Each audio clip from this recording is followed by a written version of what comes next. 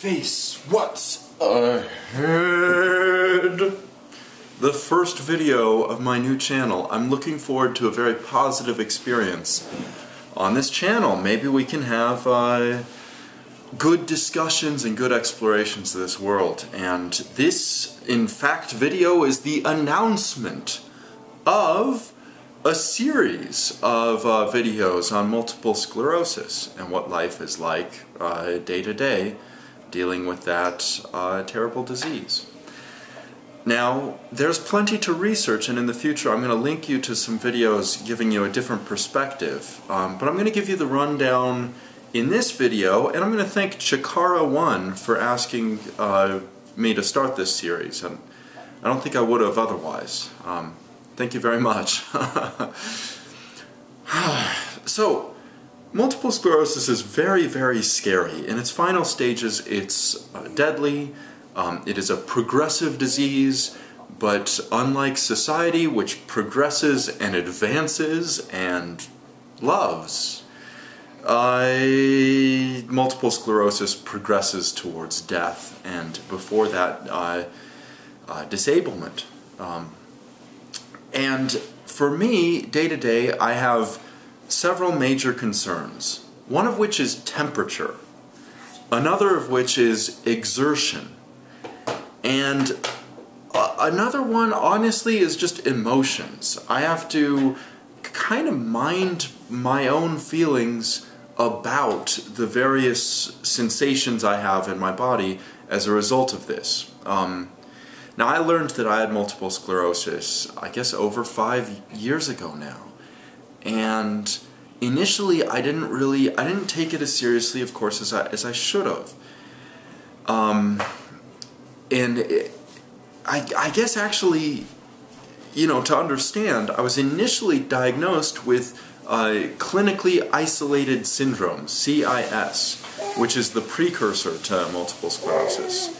And it means that you have less than 10 lesions in your brain that they can detect. And as I got more lesions in my brain, different parts of my body started responding differently. And more than anything, I'm afraid for my legs.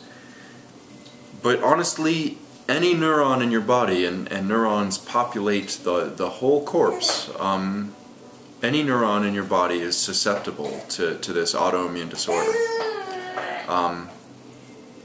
Anyway, that's the topic of these next few videos. The next one is going to be on temperature sensitivity, and the one after that about, like I said, exertion.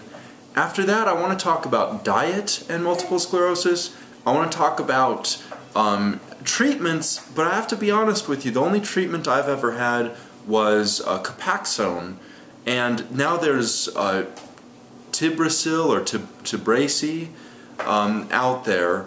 But if you don't have health care, as so many Americans don't, and so many Americans won't even after 2014 rolls around and Barack Obama's healthcare legislation, presuming the Supreme Court approves of it, takes effect and expands healthcare coverage. If you don't have that, you can't afford these medications. And of course, for much of American history, only people that were employed would get healthcare coverage, but the businesses and corporations used to really take care of a whole family. So if somebody in your family was employed, everybody in your family got healthcare coverage. Nowadays, that's very much not the case, and healthcare is denied any number of workers, especially low-level and entry-level workers, entirely.